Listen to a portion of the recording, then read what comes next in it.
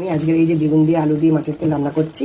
আর যারা বেগুন খায় না তাদের জন্য চিচিঙ্গে দিয়ে আলু দিয়ে মাছের তেল করছি। আর করবো এই খাসির মাংস। এই যে খাসির মাংস আজকে নবমীতে আজকের এই খাসির মাংস রান্না হবে আমাদের।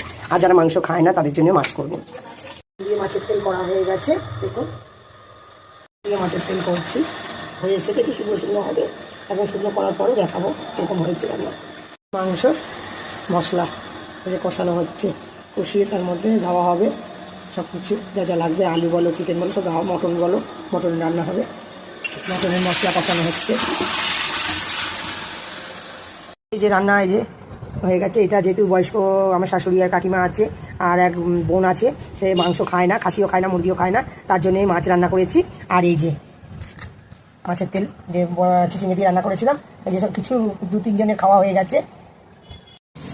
সাদা রাইস করা হয়েছে, প্লেন মাংস রান্না হয়ে গেছে।